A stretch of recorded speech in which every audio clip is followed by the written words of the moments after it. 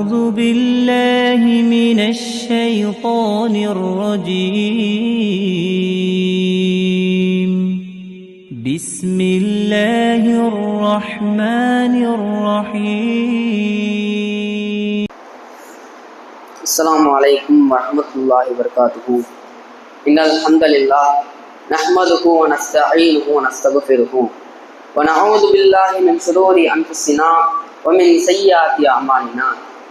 من يهدي الله فلا مضل له ومن يضلل فلا هادي له. وأشهد أن لا إله إلا الله وأشهد أن محمدا عبده ورسوله. أما بعد. يا أيها الناس اتقوا ربكم الذي خلقكم من نفس واحدة وخلق منها زوجها وبث منهما رجالا كثيرا ونساء واتقوا الله الذي تساءلون به والأرحام إن الله كان عليكم رقيبا. கண்ணியம் நிறைந்த எல்லாம் அல்ல அல்லாஹ்வின் நல்லடியார்களே, இந்த இஸ்லாமிய மார்க்கத்தை நமக்கு அழகிய முறையிலே கைப்பற்ற செய்திருக்கின்றான் அல்லாஹ்.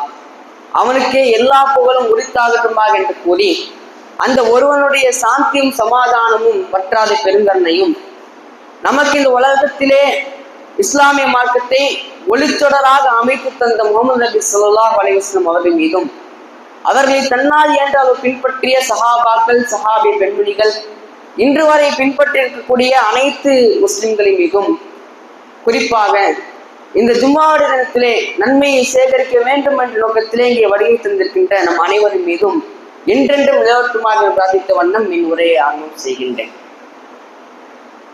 இன்னைக்கு இந்த முஸ்லிம்களுக்கு மத்தியில, இஸ்லாமியர்கள் என்றாலே அவர்களுக்கு மத்தியில ஒரு மசாயில் சட்டங்கள்ல சில கருத்து வேறுபாடுகள் வரும். அப்படித்தான் இந்த உலகத்திலே சில முஸ்லிம்களுக்கு மத்தியிலே கருத்து வேறுபாடுகள் வந்து கொண்டிருக்கின்றன. ஆனால் என்னத்தான் ஒரு கருத்து வேறுபாடு வந்தாலும், என்னத்தான் ஒரு குளறுபடிகள் வந்தாலும், அந்த நேரத்தில் அந்த முஸ்லிம்களிடத்திலே இருக்கக்கூடிய ஒரு நம்பிக்கை, எல்லா முஸ்லிம்களும் ஒன்றுபடக்கூடிய ஒரு நம்பிக்கை என்னவென்றால் அது இந்த தொழுகை. எல்லா முஸ்லிமும் நிச்சயமாக தொழ வேண்டும், யாரும் தொழாமல் இருக்கக்கூடாது, இந்த இடத்திலே தொழக்கூடாது என்று எந்த முஸ்லிமும் எந்த இஸ்லாமியனும் சொல்லவே மாட்டான். எல்லா நபர்களும் ஒன்றுபடக்கூடிய ஒரு காரியம் ஐவேளை தொழுக வேண்டும். ஐவேளை தொழுகை என்றால் ஃபஜர், லுஹர், அசர், மக்ரிப், இஷா என்கின்ற 5 வேளையை நிச்சயமாக ஒரு நபர் தொழ வேண்டும். அவனுக்கு நாளை மறுமை நாளிலே கேள்வி கேட்கப்படும் போது தொழுகையை பற்றி கேட்கப்படும். அவன் நிச்சயமாக ஐவேளையை தொழ வேண்டும் என்பதைத்தான் எல்லா நபர்களும் புரிந்துள்ளார்கள். நம் மீது கடமையாக்கப்பட்டது என்னவென்றால் 5 வக்துகள் கடமை. 5 வக்துகள் நம் மீது கடமையாக அல்லாஹ் ஆக்கி வச்சிருக்கின்றான். இதை எடுத்து சில சுன்னத்தான தொழுகைகள் இஸ்லாமியர்களுக்கு தெரியும். லுகருக்கு பிறகு என்ன செய்யணும்? லுகர் தொழுத பிறகு என்ன செய்ய வேண்டும்? சுன்னத்து தொழ வேண்டும், 2 ரக்காத்து தொழ வேண்டும். மகரிபுக்கு பிறகு என்ன செய்ய வேண்டும்? 2 ரக்காத் தொழ வேண்டும் என்ற முஸ்லிம்களுக்கு இந்த ஒரு சுன்னத் என்ற தொழுகை என்பது அவர்களுக்கு நன்றாக புரிந்து வைத்திருக்கிறார்கள். ஆனா இன்னும் எவ்வளவோ காரியங்களும் தெரிய வேண்டியது இருக்கிறது. இஸ்லாமிய மார்க்கத்துல எப்போவே நபி அவங்க இருக்கும் போதே தன்னை ஹஜ்ஜத்தில் விதாவில சொல்லிவிட்டார்கள், இந்த மார்க்கம் முழுமையடைந்து விட்டது. அல்லாஹ் தானே சொல்றான், அது யோம் அக்மல்துலக்கும் தீனக்கும், உங்களோட மார்க்கத்தை இன்னைக்கு நான் பூர்த்தி செய்து விட்டேன் அப்படிதானே அல்லாஹ் சொல்றான். அன்னைக்கே பூர்த்தி ஆகிவிட்ட அந்த மார்க்கத்தை நம் அனைவருக்கும் முழுமையாக தெரியுமான்னு பார்த்தா அது டவுட் தான். எல்லா சட்டங்களும் எல்லாத்தையும் நான் கரைச்சு கொடுத்திருக்கிறேன், எல்லாமே எனக்கு தெரியும் என்று பார்த்தால் அதுவும் ஒரு அரிதான ஒன்று தான். 5 வக்துகள் நமக்கு தெரிகின்றது, 5 வக்துகள் தொழ வேண்டும் என்று தெரிகின்றது, 5 வக்துகளுக்கு பிறகு சுன்னத்து தொழ வேண்டும் என்று தெரிகின்றது. ஆனால் பெரும்பாலான முஸ்லிம்களுக்கு மத்தியிலே இதற்கு பிறகு இன்னும் கொஞ்சம் தொழுகைகள் இருக்கிறது, இன்னும் அதிகமான தொழுகைகள் இருக்கின்றது, அதை தொழுக வேண்டும் என்று நபி அவர்கள் சொல்லியிருக்கிறார்கள், அதை தொழுதால் நமக்கு என்ன நன்மை கிடைக்கும் என்பதை முஸ்லிம்கள் அறியவில்லை. பெரும்பாலானவர்கள் இடத்துல இது தெரியாமல் ஒரு காரியமாகத்தான் இருக்கின்றது. நம்ம இன்னைக்கு பார்க்கிறோம், 5 வக்துகள் தொழுவதிலே ஒரு முஸ்லிம் என்றால் 5 வக்துகள் தொழுவதிலே ஒரு அலட்சியத்தை காட்டுகின்றால், அதை விட்டு 5 வக்துகள் தொழுது நிச்சயமா ஒரு கடமை, அதற்கு பிறகு சுன்னத், அதற்கு பிறகு சில தொழுகைகள் இருக்கு. அந்த தொழுகைகள் நபி அவங்க சொல்லியிருக்கிறாங்க. உங்கள ஒருத்தவங்க தர்மத்தை செய்ய முடியாத அளவிற்கு நீங்க ரொம்ப ரொம்ப நீங்க ஏழ்மையோடு நிற்கிறீர்கள் என்றால் உங்களுக்கே ஒரு தர்மத்தை செய்யணும், உங்களுக்கே ஒரு பித்ரா பொருளை தரணும், உங்களுக்கே ஒரு ஜக்காத்து தரணும் என்ற அளவிற்கு ஒரு பஞ்சத்தில் நீங்கள் வாடி போயிருந்தீர்கள் என்றால், நீங்கள் தர்மம் செய்யணும் என்று விருப்பப்பட்டீர்கள் என்றால் நீங்கள் தொழக்கூடிய ஒரு தொழுகை குஹா தொழுகை. அப்படி அவங்க அழகிய முறையில் வழிகாட்டி விட்டார்கள். நீங்க தர்மம் செய்யணும் என்பதை நீங்கள் விரும்புகிறீர்கள் என்றால் குஹா தொழுகை தொழுவிடுங்கள். துஹா என்றால் நாம் குர்ஆன் வசனத்திலே படித்திருக்கின்றோம். சிறு சிறு பிள்ளைகள் ஓடுவார்கள், என்ன முற்பகல் மீது சத்தியமாக என்று ஓதுவார்கள். இந்த புகா என்று பொறுத்தவரையில அது காலையில ஃபஜருக்கு பிறகு சூரியன் உதித்ததிலிருந்து ஒரு 10 மணி ஒரு 11 மணி இதுவரைக்குள்ள இந்த இடப்பட்ட ஒரு நேரம் தான் புகா என்று சொல்லப்படும். அந்த நேரத்தில் நாம் தொழுவோம் என்றால் நமக்கு தர்மம் செய்த நன்மை கிடைக்கின்றது. எவ்வளவு பெரிய தர்மம் செய்த நன்மைனா அப்படி அவங்க சொல்றாங்க, உங்கள் ஒருவர் மூட்டுகளுக்கு செய்யக்கூடிய தர்மம் என்று இருக்கின்றது. அப்படி செய்தீர்கள் என்றால் சதக்கா, அதுவும் ஒரு தர்மம் தான். தஸ்பீஹத்தின் சதக்கா, நீங்கள் சுப்ஹானல்லாஹ் என்று சொல்லக்கூடிய அந்த வார்த்தையும் சதக்கா தர்மம் தான். தஹ்மீதத்தின், நீங்கள் சொல்லக்கூடிய அல்லாஹ்வை பெருமைப்படுத்தும் அல்லாஹ்வின் புகழ்மன்னமாக சொல்கிறீர்களே அல்ஹம்துலில்லாஹ், இதுவும் சதகா தர்மம் தான். தஹ்லீலத்தின், நீங்கள் சொல்லுகின்ற ஏகத்துவ கலிமா லா இலாஹ இல்லல்லாஹ் என்று சொல்லுகின்றது கலிமா, இதுவும் ஒரு தர்மம் தான். தக்பீரா, நீங்கள் சொல்லுகின்ற ஒவ்வொரு தக்பீரும் அல்லாஹ் அக்பர் என்று அல்லாஹ்வை பெருமைப்படுத்தும் ஒரு தக்பீர், அல்லாஹ்வை விட எவரும் கிடையாது, அல்லாஹ் தான் பெரியவன் என்று சொல்லக்கூடிய இந்த வார்த்தையும் சதகா, இதுவும் தர்மம் தான்.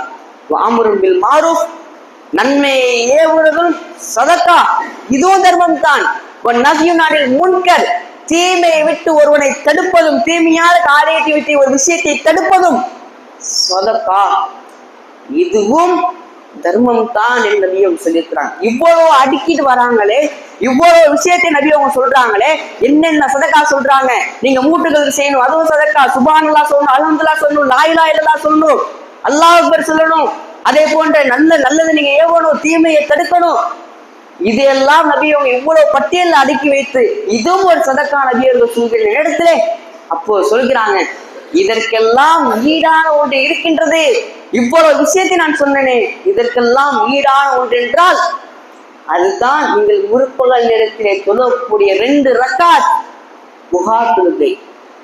அந்த புகா தொழுகை நாம் தொழுதோம்னா தர்மத்தை செய்ய நன்மை இருக்கின்றது. அப்படி அவங்க சொன்னாங்களே, உங்கள ஒரு பேருக்கு பார்க்கக்கூடிய ஒரு துண்டாவது நீங்க கொடுத்து தர்மம் செய்து நீங்கள் நரகத்தை விட்டு பாதுகாத்துக் கொள்ளுங்கள் சொன்னார்களே, நாம் அந்த அளவிற்கு நம்ம ஏழ்மையாக இருந்தோம் என்றால் இந்த தர்மத்தை, லுகா என்ற தொழுகையின் தர்மத்தை நாம் செய்தால் நமக்கு நாளை வறுமை நாளிலே கூலி அதிகமாக கிடைக்கக்கூடிய ஒரு பாக்கியம் இருக்கிறது. இன்னைக்கு எத்தனை நபர்களுக்கு இந்த லுகா என்ற தொழுகை தெரிகிறது இன்னும் கேட்டு பார்ப்போம். எல்லா நபர்களும் சொல்லக்கூடிய வார்த்தை அது சில நபர்கள் தெரியும், நான் லுகா சொல்லுவேன், எனக்கு லுகா தொழுகை தெரியும், எப்படி தொழ வேண்டும் என்று தெரியும் என்று சில நபர்கள் சொல்லுவார்கள். பெரும்பாலான நபர்களிடத்திலே லுகா தொழுகை என்பது பரவலாக இல்லை. நம்மள ஒருத்தவங்க இப்ப இந்த ரொம்ப ஏரியா இருக்கிறோம்னா இந்த தொழுகையை தொழுதோம்னா தர்மத்தை செய்த ஒரு நன்மையை அல்லாஹ்வுடைய தூதர் சொல்றாங்க. இந்த ஒரு தொழுகையை நம்ம தொழ வேண்டும். இதற்கு பிறகு ஒரு மனிதனோட வாழ்க்கையில பல பிரச்சனை வரும். பிரச்சனை வராது எந்த மனிதன் தான் இருக்கிறான், எல்லா மனிதனும் இருப்பானே, எல்லா மனிதனோட வாழ்க்கை பிரச்சனை வரும்.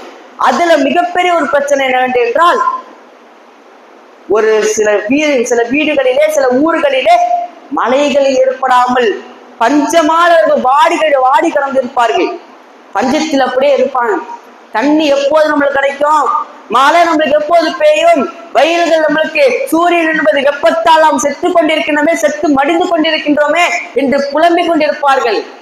இப்படிப்பட்ட ஒரு பஞ்சத்தான ஒரு நிலைமை, மழை பெய்யாமல் இருக்கின்ற நிலைமை, இதற்கும் நபி அவர்கள் அழகான முறையை சொல்லியிருக்கிறாங்க. நீங்க மலை தொழுகை தொழுவுங்க. அதுக்கு என்ன நபி அவங்க சொல்றாங்க, தொழுகையை தொழுவுங்க. என்ன தொழுகை? மலை தொழுகை தொழ வேண்டும். இன்னைக்கு மலை தொழுகை என்பது ஏதோ ஒரு இடத்துல 2 இடத்துல நடக்குது மாதிரி. சில நபர்களோட ஊர்கள்ல தண்ணீர் இல்லாம மழை பெய்யாம இருந்தா ஏதோ 2-3 ஊர்ல தான் நடக்குது. ஆனா பெரும்பாலானவருக்கு மலை தொழுகை நமக்கு தெரியாது.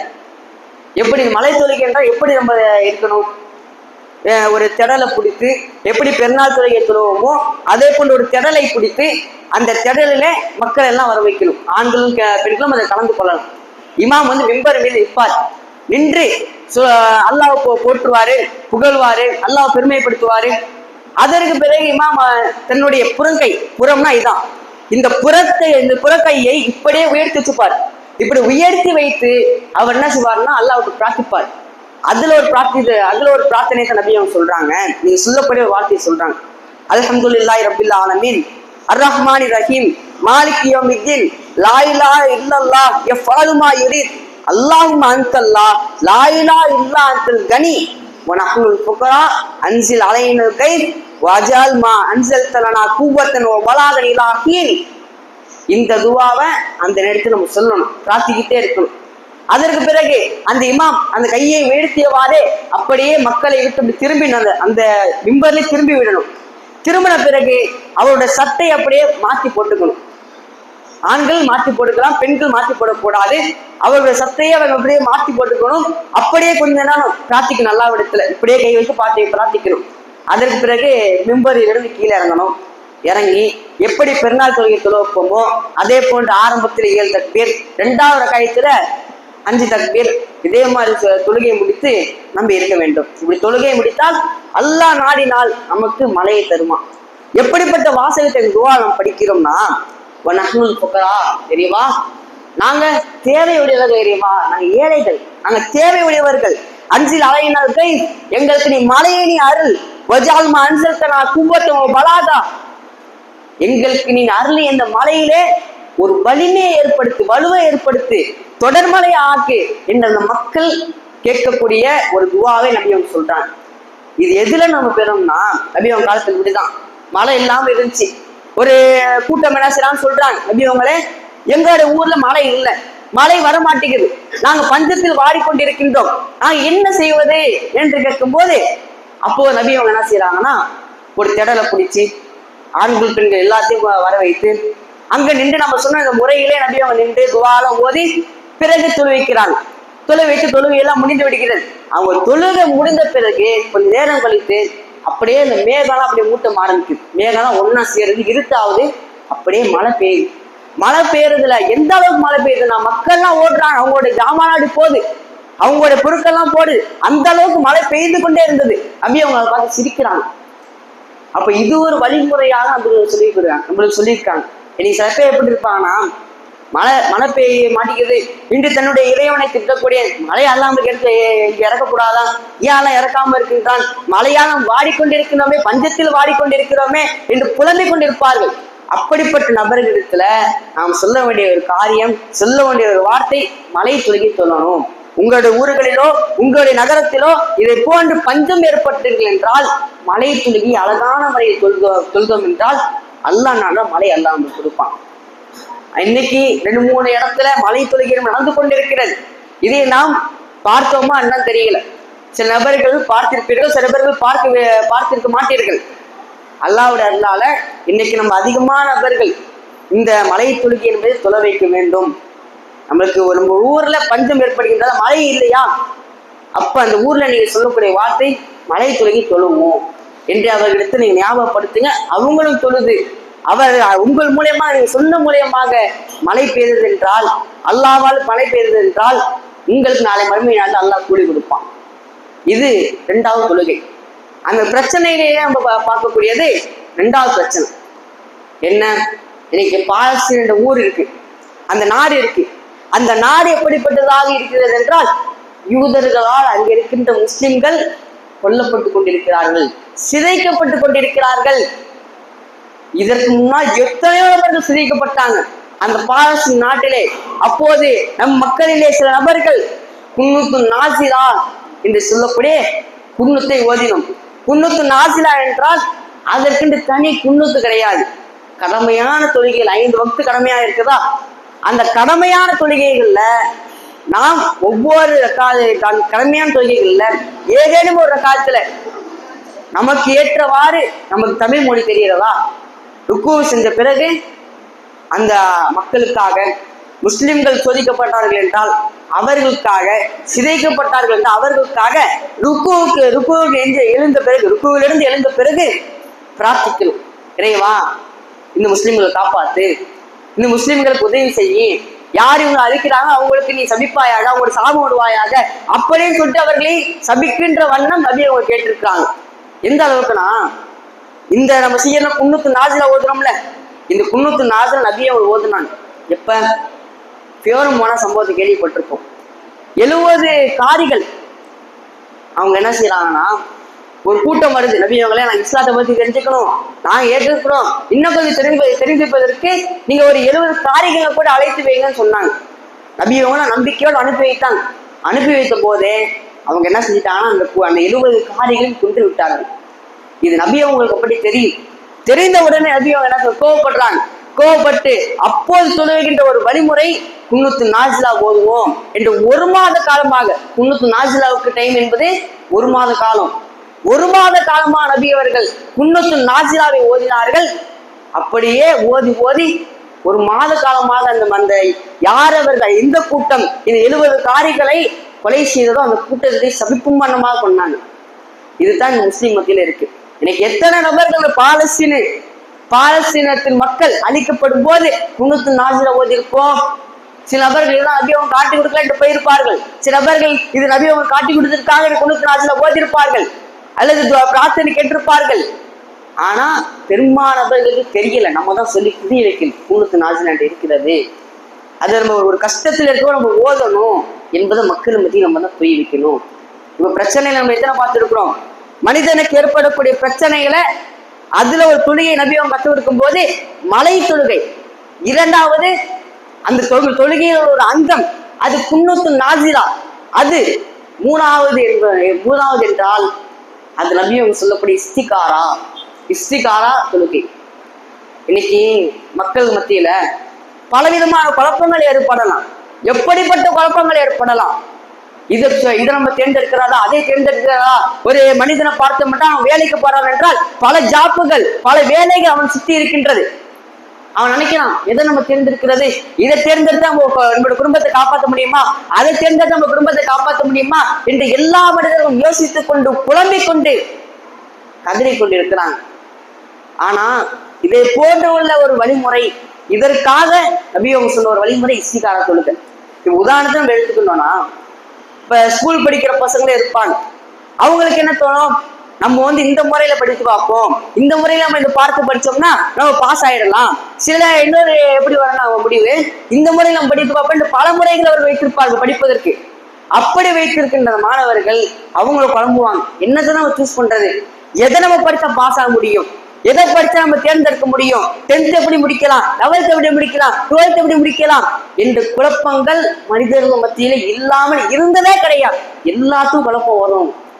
அப்படி உங்களுக்கு குழப்பம் வருதா, எதை உங்களுக்கு தேர்ந்தெடுக்க வேண்டும் என்று தெரியவில்லையா, எதை உங்களுக்கு சூஸ் பண்ணணும் என்று தெரியவில்லையா, நீங்கள் முதலாக நீங்கள் சரணடைய வேண்டிய ஒரு ஆள் அல்லாஹ்வை போங்க, அல்லாஹ்வுக்காக தொழுவுங்க, அல்லாஹ்வுக்காக 2 ரக்காத்துகள் தொழுவுங்கள்.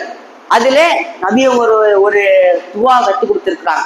அந்த துவா நீங்க ஓதினீர்கள் என்றால் தொழுது முடித்த பிறகு உங்களுக்கு என்ன தோணுதோ, எதை நம்ம சூஸ் பண்ணலாம் என்று ஃபர்ஸ்ட் உங்களுக்கு மனசுல வருதோ அதை நீங்கள் தேர்ந்தெடுத்து விட்டு போங்க. எஃபாலுமா யுரி, அல்லாஹ் நாண்டதை செஞ்சிருவான், அதை நீ தேர்ந்தெடுங்க. இன்ஷா அல்லாஹ் அல்லாஹ் உங்களுக்கு லாபத்தையோ நீங்கள் தேர்ந்தெடுத்த நல் பலனையோ அல்லாஹ் உங்களுக்கு அளிப்பான். அதுல உள்ள ஒரு துவா நான் சொல்றேன், கேளுங்க. அல்லாஹும்ம இன்னி அஸ்தகீருக்க பி இல்மிக வ அஸ்தக்திருக்க பி குத்ரத்திக வ அஸ்அலுக மின் ஃபத்லிகல் அதீம் ஃபஇன்னக தக்திரு வலா அக்திரு வ தஅலமு வலா அஅலமு வ அன்த அல்லாஹுல் குயூப். அல்லாஹும்ம இன் குன்த தஅலமு அன்ன ஹாதல் அம்ர கைருன் லி ஃபி தீனி வ மஆஷி வ ஆகிபத்தி அம்ரி வ ஆஜிலிகி ஃபக்துரு லி வ யஸ்ஸிரு லி சும்ம பாரிக் லி ஃபீஹி வ இன் குன்த தஅலமு அன்ன ஹாதல் அம்ர ஷர்ருன் லி في ديني ومعاشي وعاقبة أمري وآجله فاصرفه عني واصرفني عنه واقدر لي الخير حيث كان ثم أردني. ஒரு பெரிய துவாக நம்ம இருக்கிற மாதிரி தான் தெரியும். நம்ம இதை மனப்பாடம் பண்ணி நமக்கு ஏதாவது நம்ம மனப்பாடம் பண்ணி ஓதிக்கொண்டே நம்ம இருந்தோம் என்றால் நம்ம பழகிடும். அப்படி நம்மளுக்கு பழகி இது மாதிரி நம்மளுக்கு குழப்பத்தை ஏற்படும் போது நம்ம இந்த தொழுகையை தொழுது முதல்ல எது நம்மளுக்கு தோணுதோ அதை நம்ம தேர்ந்தெடுத்து போனா நல்ல ஒரு ரிசல்ட்டை, நல்ல ஒரு தேர்ந்தெடுத்தல் எல்லாம் நம்மளுக்கு தருவோம். இதுல வரக்கூடிய வாசல் எந்த அளவுக்குன்னா, இறைவா எனக்கு நீ நன்மையை கொடுக்கிற, நான் இப்ப தேர்ந்தெடுக்க போற இந்த விஷயம் என்பது நன்மையாக உனக்கு தெரிந்தது என்றால் என் விஷயத்துல நீங்கள் பறக்கத்தளி இறைவா, அருள்வாதம் புரி, என் விஷயத்தை நலமாக நீ ஆக்கிவை என்று ஒரு செய்தி. இன்னொரு பக்கத்துல கேட்கும் போது, நான் இப்ப எடுக்க போற இந்த விஷயம் காரியம் தப்பா முடிய போகுது அப்படின்னு என்றால் இந்த விஷயத்தை எப்படியாவது இந்த விஷயத்தை விட்டு எனக்கு திருப்பி விடுவா, இதை விட்டு நான் புரண்டு விட வேண்டும், இதன் பக்கம் நான் போகவிடக்கூடாது, தீமையின் பக்கம் போகவிடக்கூடாது, நன்மையின் பக்கம் தான் போக வேண்டும் என்ற ஒரு பிரார்த்தனையை கேட்பதற்கென்று இந்த துவாவை நபி சொல்லியிருக்கிறான். இதை நம்மளுக்கு ஒரு குழப்பம் ஏற்படுதா? உங்களுக்கு ஏதே ஒரு குழப்பத்தை நீங்க ஆழ்ந்து இருக்கிறீர்களா? என்னத்தை பயன்படுத்த வேண்டும், என்னத்தை சூஸ் பண்ணணும்னு தெரியல என்றால் இந்த துவாவை ஓதுங்க, அல்லாஹ்விட்ட சரணடைங்க, உங்களுக்கு முதல்ல தோன்றதை நீ செய்யுங்க. இது நபி அவர்கள் அழகான முறையில் நமக்கு வழிகாட்டியிருக்கிறாங்க. இறுதியாக நம்ம பார்க்கணும்னா, எல்லா மனிதனும் அங்கும் இங்கும் தள்ளாடி, அங்கும் இங்கும் சண்டை போட்டு, அங்கும் இங்கும் பிரச்சனைகளை உள்ளாக எல்லா மனிதரும் சேரக்கூடிய ஒரு இடம் மரணம். எல்லா மனிதனும் வரக்கூடிய ஒரு இடம் என்றால் அந்த மரணம் தான். அந்த மரணத்தை எவனும் சுவைக்காமல் இருக்கவே மாட்டான், எல்லா நபரும் சுவைப்பான். நமக்கு பிடித்த சில நபர்கள் இருப்பார்கள், அவங்களும் மரணிச்சிருவாங்க. இதுல மரணித்ததற்கு பிறகு ஒருவனுக்கு ஜனாசா தொழுகை வைக்கப்படும். ஜனாசை தொழுகை என்பது நம்ம என்ன நினைப்போம், என்னுடைய நண்பனா இவன் இருக்கிறான், இவனுக்கு நான் அல்லாஹ்வுக்கு பாவனை தேடுவேன், நாளைக்கு இவன் சுருக்கத்துக்கு போக வேண்டும் என்பதற்காக தேடுவோம். என் பிள்ளையாக இருக்கிறான், என் சகோதரனாக இருக்கின்றான், என்னுடைய உற்றார் உறவினராக இருக்கின்றான், இவனுக்காக அல்லாஹ்விற்கு ஜனாசா தொழுகையில் பிரார்த்தனை செய்யணும், அல்லாஹ் இவனை மன்னிக்கணும், அல்லாஹ் இவனை சுருக்கத்துக்கு சென்று கொண்டு போய் சேர்க்கணும் என்பதற்காக ஒரு பிரார்த்தனை செய்ய விரும்புவார். இதுதான் தொழுகையோட நோக்கமே. என்ன, மக்கள் எல்லாம் அந்த ஒரு ஜனாசாவுக்காக பாவனைக்கு தேடுவாங்க அல்லாஹ்விடத்துல. அப்படி இருக்கும்போது சில நேரத்துக்கு நம்மளுக்கு விடுபட்டு போயிடும். நம்ம போயிட்டு இருப்போம், ஜனாசா தொழுகை முடிந்து அவங்க அடக்கம் பண்ணி போயிடுவாங்க. சில நேரத்துக்கு நம்ம வெளிநாட்டுல நம்ம இருப்போம், இன்னைக்கு பெரும்பாலான நபர்களுடைய வாழ்க்கை அப்படிதான் போகுது, வெளிநாட்டுல இருக்கிறார்கள். அப்படி வெளிநாட்டில நாம் இருக்கும் போது நம்முடைய ஒற்றார் உறவினர்கள் சகோதரர்கள் மன்னித்து விட்டார்கள் என்றால் நம்ம வெளிநாட்டுல வளர்த்து காட்டி ரொம்ப நாளாயிடும், அவங்க அடக்கம் பண்ணிட்டு போயிடுவாங்க. அப்ப நம்ம இருக்கிறோம், நம்மளால வர முடியல அப்படின்னா அழகான முறையில் அதுக்கு ஒரு வழிமுறை நம்பி கற்றுக் கொடுத்துருக்காங்க. அந்த வழிமுறை தான் காயிப் ஜனாசா. ஜனாசா என்றால் காயிப் ஜனாசா. இதுக்கு அர்த்தம் என்றால் படற்கை ஜனாசா, படற்கை சடலம் என்றுதான் அர்த்தம். இது படற்கை ஜனாசா. படற்கை என்றால் யாரும் இல்லை, அவன் என்று பயன்படுத்துவோம். அப்படிப்பட்டதான் படற்கை என்று சொல்லுவோம். ஒரு ஜனாசா இருக்கின்றால் அது அடக்கம் பண்ணிட்டு போயிடுச்சு என்றால் அதற்காக நம்ம தனிப்பட்ட முறையில எப்படி ஜனாசா தொழுகை தொழுவோமோ அதே பண்ணி நம்ம தொழுதுக்கலாம். இது எப்படின்னா, நபி அவங்க காலத்துல ஒரு சமூகம் நடக்குது. தக்கும்புல் மஸ்ஜித் பள்ளிவாசல் ஒரு பெண் கூட்டுறாங்க. கருப்பு நிறத்தில் இருக்கின்ற ஒரு பெண்ணோ ஒரு ஆணும் அவங்க என்ன செய்யறாங்க, கூட்டி கொண்டு இருக்கிறாங்க. நபி அவங்க ரொம்ப நாள் பாக்குறாங்க, கூட்டுறாங்க. ஒரு நாள் என்னவென்றால் அவங்க பள்ளிவாசல் கூட்ட வரல, அவங்க ஊர்ல ஆளை காணும். என்னவா இது, பள்ளிவாசல் ஒரு பெண்மணி கூட்டி கொண்டு இருப்பார்களே, அவங்க ஊர்ல ஆளை காணோம், எங்க போனாங்க, பள்ளிவாசல் கூட்ட வரலையே என்று நபி அவங்க நினைக்கிறாங்க. அதுக்கு பிறகு மக்கள் சஹாபாக்கள் எடுத்து கேட்கிறாங்க, அப்பலா குந்தும் ஆதந்து மூனி, சஹாபாடி கேட்கிறாங்க, அந்த பெண் எங்கப்பா, அந்த பெண் எங்க போனாங்க, கூட்டி கொண்டு இருந்தார்களே எங்க போனாங்க? அந்த சஹாபாக்கள் சொல்றாங்க, அந்த பெண்மணி மரணித்து விட்டாங்க, அந்த பெண்மணி அல்லாஹ் எடுத்து சென்று விட்டார்கள், மரணித்து விட்டார்கள் என்று சோகமான செய்தி சொல்றாங்க. அப்ப நபி அவர்கள் கேட்கிறார்கள், கோபப்பட்டு கேட்கிறாங்க, அப்பலா குந்து மாதந்து மூடி, எனக்கு நீங்க அறிவிச்சிருக்க கூடாதா, அந்த பெண்மணி மரணித்து விட்டார்கள் என்று சொல்லியிருக்க கூடாதா? அந்த சஹாபாக்கள் சொல்றாங்க, நாங்கள் சிறுமைப்படுத்துவதை போல் நாங்கள் அதை கருதி கொண்டிருந்தோம், சின்ன விஷயம் நினைச்சோம், ஆனா நீங்க இப்பதான் கேட்கறீங்க. அப்ப நபி அவர்கள் சொல்கிறார்கள், துல்லூரி, எனக்கு நீங்க அறிவியுங்கள், அவங்களுக்கு கபூர் எங்க இருக்கு என்று சொல்லுங்க என்று நபி அவர்கள் சொல்லிவிட்டு கபூரை அறிவிக்கிறார்கள். அந்த பெண்மணியோட கபூருக்கு போய் நபிவே என்ன செய்றாங்கன்னா தொலை வைக்கிறாங்க. இதுதான் காயிப் ஜனாசா. எப்படி ஜனாசா நம்ம தொலை சொல்லுவோமோ அதே போன்று ஒரு ஜனாசா இல்லாமல் அது கபூருக்கு அடக்கம் செய்த பிறகு அதற்காக நம்ம பாடி தேட வேண்டும் என்றால் நாம் அதற்காக தனிப்பட்ட முறையில நம்ம இருந்து தொழுதுக்கலாம், ஜனாசா தொழுகை தொழுதுக்கலாம். அதற்கு பிறகு நபி அவங்க அந்த தொழுகை தொழுவித்திருக்கிறார்கள். இதான் காயிப் ஜனாசா. அந்த நேரத்தில் நபி அவர்கள் சொல்லக்கூடிய ஒரு வார்த்தை என்னன்னா, நான் இங்க தொழுவிக்கிறேன்ல, இங்க நான் தொழுவிக்கின்றது என்பது எப்படிப்பட்ட ஒரு சிறந்த அந்தஸ்துனா, இன்ன ஆதில் குபூர மம்லுவாக்கும் குதுமா அலா அஹ்லிஹா. கபர் என்றாலே அங்க இருப்பவங்க நிச்சயம் இருட்டுலதான் இருப்பாங்க. ஆனா இன்னல்லாஹி நவ்விருஹாலகும் பிஸ்ஸலாத்தி அலைஹிம். நான் இப்ப தொழுதுட்டேனே, இந்த என்னுடைய தொழுகையை வைத்து அல்லாஹ் அந்த கபூரில் இருப்பவர்களுக்கு ஒளியை ஊட்டுவான், ஒளியை அல்லாஹ் தருவான் என்று நபி அவங்க சொல்லி அவங்க காயிப் ஜனாசா என்கின்ற இந்த வழிமுறை அவங்களுக்கு காமிச்சுட்டாங்க. இது மாதிரி நம்மளுக்கு சகோதரன் இருக்கிறாரு, மறந்துட்டாரு அப்படின்னா நம்ம இதை போன்று காயிப் ஜனாசா என்பதை நடத்தி நம்ம அவர்கள் தொழுது அவர்களுக்காக பாடம் தர வேண்டும். இது இன்னும் அதிகமான தொழுகைகளும் அறிய வேண்டியது என்பது இருக்கிறது. அதிகமான தொழுகைகளும் அடிப்படையான தொழுகை அறிய வேண்டியது இருக்கிறது. அதை இந்த ஜும்மாவை சொன்னோம் என்றால் இந்த ஜும்மா உரைகள் இது பத்தாது. என்னால் முடிந்தாலும் உங்களுக்கு எந்த அளவு சொல்ல முடியுமோ அதை சொல்லிவிடுகின்றேன். உங்களுக்கு இதை போன்ற இந்த தொழுகைகளை போன்ற ஒரு சிச்சுவேஷன் நடக்குது, சூழ்நிலை வருதுன்னா இந்த தொழுகை அல்லாஹ்விடத்தில் தொழுவுங்க. அல்லாஹ் உங்களுக்கு அதனுடைய பயனை, அதுக்குடைய நற்பண்பை, அதனுடைய கூலியை நாளை மறுமையில எல்லாம் நம்ம தர வேண்டும் என்று கூறி, ஜன்னத்துல் ஃபிர்தௌஸில் சொர்க்கமாக தர வேண்டும் என்று கூறி இந்த உரையை முடித்து வருகிறேன். அஸ்ஸலாமு அலைக்கும் வரஹ்மத்துல்லாஹி வபரகாத்துஹு.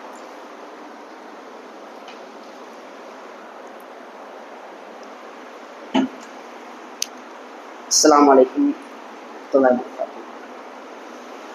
என்னை நிறைந்த எல்லாம் அல்ல அல்லாஹ்வின் சென்ற உரையிலே அறிய வேண்டிய தொழுகைகள் என்பதை நாம் பார்த்தோம். ஜமாத்து என்பது 5 கடமைகள் தெரிந்து விட்டோம், சுன்னத் தொழுகை என்று தெரிந்து விட்டோம். அதற்கு பிறகு எவ்வளவு தொழுகை இருக்கிறது என்பதை பார்த்தோம். இதுல நம்மளுக்கு என்ன புரியுது? நபி அவங்க எப்படி இருந்திருக்காங்க? அல்லாஹ் என்ன சொல்றான்? கவலையா, கஷ்டமா, குழப்பமா, உங்களுக்கு என்ன ஏற்படுது? நீங்க எவ்வளவு இன்பத்துல இருக்கீங்களா, கவலையில் இருக்கீங்களா, மழை பெய்ய மாட்டேங்குதா, அல்லது சந்தோஷத்தில் இருக்கீங்களா? நீங்கள் எந்த சிச்சுவேஷன்ல, எந்த ஒரு நிலையில், எந்த சூழ்நிலையில் இருந்தாலும் அந்த நேரத்தில் அல்லாஹ் உங்கள் மத்தியிலே, நம் மத்தியிலே வைக்கக்கூடிய ஒன்று என்றால் ஒன்று என்றால் தொழுவுங்கள், தொழுகையை நாடிகள் போங்கள். எந்த ஒரு நேரம் என்றால் நீங்கள் தொழ வேண்டும். அதான நான் சொல்றான். தொழுகையை கொண்டு பொறுமையை கொண்டும் இடத்தில் உதவி தேடுங்கள். தொழுகையை கொண்டும் பொறுமையை கொண்டும் இடத்தில் உதவி தேடுங்கள் அல்லாஹ் சொல்றான்.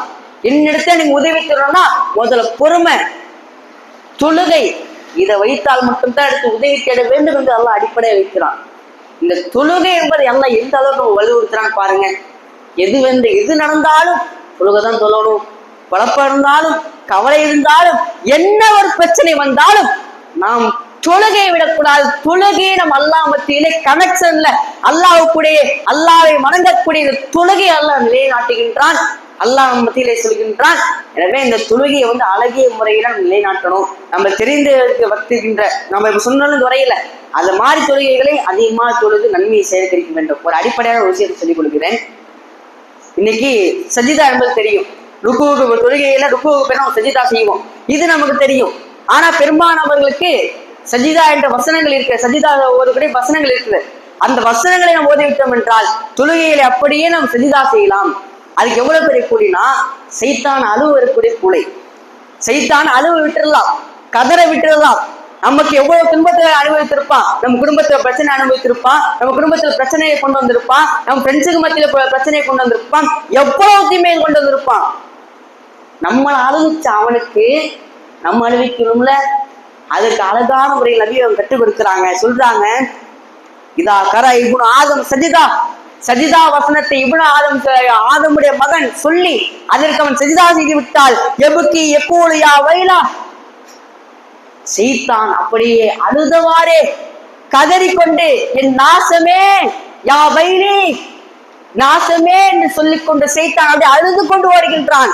அப்போது அவன் சொல்கின்றான், உம்மிர இப்னு ஆதம் பி சுஜூத் ஃபஸஜத ஃபலகுல் ஜன்னா, ஆதமுடைய மகன் சஜிதா செய்வதை பற்றி கட்டளையிடப்பட்டான், அவன் சஜிதா செய்து விட்டான், அவனுக்கு சொர்க்கம்.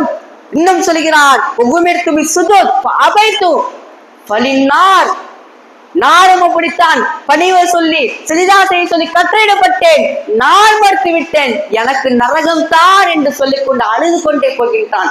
அப்படிப்பட்ட ஷைத்தானை நாம் அழுவிட வேண்டும் என்றால் இந்த சஜிதா என்ற ஒரு வசனத்தை நாம் ஓதி நாம் சஜிதா செய்தோம் என்றால் நமக்கு ஷைத்தானை அழுவிடக்கூடிய ஒரு அந்தஸ்து கிடைக்கும். சஜிதா வசனம் என்பது நாலு அத்தியாயங்கள் இருக்கு. ஒண்ணு என்ன, இக்ரா பிஸ்மி ரப்பிக்கல் லதீ கலக், இந்த சூரா வரும், இதுல வரும். அடுத்தது சூரா இன்ஷிகாக், இதுல வரும். சூரா சாது, சூரா நஜிம், இந்த 4 சூறாக்கள்ல சஜிதா என்பது வரும். இதை நீங்க ஓதி உங்களுக்கு பல பிரச்சனைகள் இருந்தால், ஷைத்தானை நீங்க அழுவிட வேண்டும் என்று நினைத்தால் இதை ஓதுங்கள். ஷைத்தான் அழுது கொண்டு போவான். உங்களுக்கு அந்த நேரத்தில் மன நிம்மதி ஏற்படலாம். எனவே இனிமேல் வரக்கூடிய காலகட்டத்துல இனிமே பல செய்திகளை நாம் அறிந்து கொண்டு, பல தொழுகைகளை அறிந்து கொண்டு, இது மாறி உள்ள தொழுகைகள் அனைத்தையும் நாம் தெரிந்து கொண்டு நம் வாழ்க்கையை செயல்படுத்தினோம் என்றால் நாளை வறுமை நாள் எல்லாம் ஜன்னத்துல் ஃபிர்தௌஸ் என்ற சொர்க்கத்தை தருவான். அப்படிப்பட்ட சொர்க்கத்திற்கு வாக்களிக்கப்பட்டவர்களாக நாம் இருக்க வேண்டும் என்று கூறி எனது இந்த உரையை முடித்துக் கொள்கிறேன். அஸ்ஸலாமு அலைக்கும் வரஹ்மத்துல்லாஹி வபரகாத்துஹு.